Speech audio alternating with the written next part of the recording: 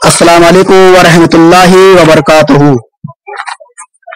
हजरात मोहतरम, मस्जिद में कई मरतबा देखने को मिलता है कि हमारे मर्द हजरात जब सजदा करते हैं तो सजदे में इतनी कमियां कर देते हैं कि जिसके बुनियाद पर उनकी नमाज फासिद हो जाती है। हजरात मोहतरम, आज सजदे के ताल्लुक से जो मर्द हजरात सजदा करते हैं, लड़के लोग या बुजुर्ग लोग, ये मसला सिर्फ जेंट्स के लिए है, मर्द के लिए है। तो अक्सर उनको देखा गया है कि कभी कभी उनकी नाक उठी रहती है, कभी कभी पेशानी उठी रहती है, कभी कभी उनके पैर के पंजे उठे रहते हैं दोनों।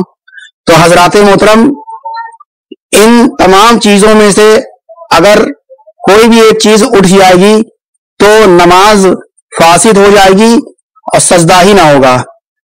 पहला तो ये कि अगर कोई सजदे में जाए और दोनों हाथ ना रखे तो भी सजदा ना होगा। अगर कोई इंसान सजदे में गया, कसदन उसने हाथ में रखा तो सजदा ना होगा। हाँ, अगर मजबूर था, लाचार था, दोनों हाथ नहीं थे, या किसी बुनियाद पर इशारे से नमाज पढ़ रहा था तो हाथ नहीं रख रहा था, तो सूरत में तो उसकी नमाज हो जाएगी। लेकिन हाथ दोनों बिल्कुल सही है, सेहत तंदुरुस्त है, और फिर भी जमीन पर हाथ रख के वो सजदा नहीं कर रहा है तो भी उसका सजदा नहीं होगा। और अगर वो नाक नहीं रखता है, यानी उसकी नाक जमीन पर नहीं लगती है, तो भी उसका सजदा नहीं होगा। और अगर उसकी पेशानी अच्छे से सजदे में नहीं जमती है तो भी उसका सजदा नहीं होगा। और हजरात मोहतरम, दोनों पैर जो है अगर उसके सही से ना टिके होंगे तो भी उसका सजदा नहीं होगा। मतलब ये कि अगर पैर दोनों घुटने में से एक घुटना भी अगर अच्छे से दोनों ना जमे तो भी सजदा ना होगा अगर उठ गया। और हजरात मोहतरम, पीछे का जो पंजा है, जब लोग सजदा करते हैं तो अक्सर मर्द हजरात को देखा गया है कि जब वो सजदे करते हैं तो देखा यह गया है कि जो पैर की उंगलियां रहती हैं, कभी कभी सजदे की हालत में वो दोनों पैर की उंगलियां बाहर रहती हैं।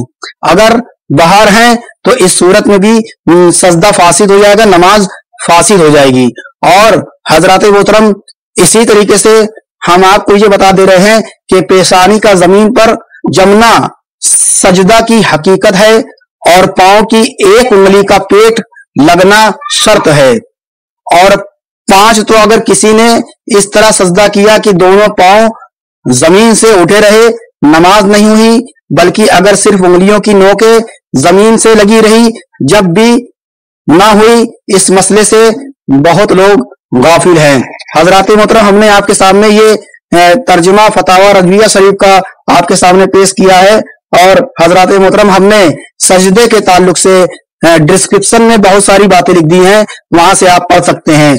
मसले को फिर से गौर से समाप्त फरमा लीजिए कि सजदा करते वक्त पैर की 10 उंगलियां मुड़ा होना, किबला रुख होना, ये सुन्नत है। और दोनों पैर के एक एक अंगूठे, यानी कि दोनों पैर का जो अंगूठा है, दोनों एक एक, वो दोनों अगर मुड़े होंगे तो आपका फर्ज अदा होगा। और जो है उसके बाद वाली जो 2 उंगलियां हैं, यानी कि अंगूठा और 2 उंगली, ये आपका वाजिब है। और 10 उंगलियां जो है मुड़ी होना, यानी किबला रुख होना, मुड़ी होना, ये जो है सुन्नत है। हजरात मोहतरम, बहुत से लोग पैर इस तरीके से सजदा करते हैं कि केवल पैर के जो उंगलियों की जो नोकें होती हैं वो जमीन पर छुआ करती है और बाकी जो है वो सजदे में रहते हैं, तो इस सूरत में भी उनका जो है सजदा ना होगा। और एक मसला ये भी है कि बहुत से लोग चश्मा लगा लेते हैं।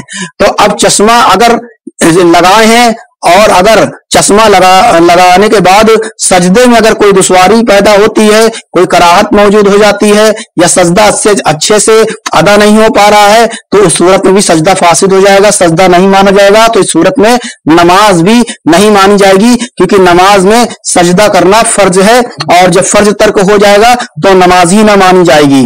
और हजरात मोहतरम, आपको अच्छे से उंगलियों को मोड़ना है और ध्यान ये देना है कि जो है अंगूठे की जो अंगूठा है वो जरूर मुड़े, वो उसके बगल वाली जो दोनों उंगलियां या तीनों उंगलियां हैं, ये सब के सब मुड़े।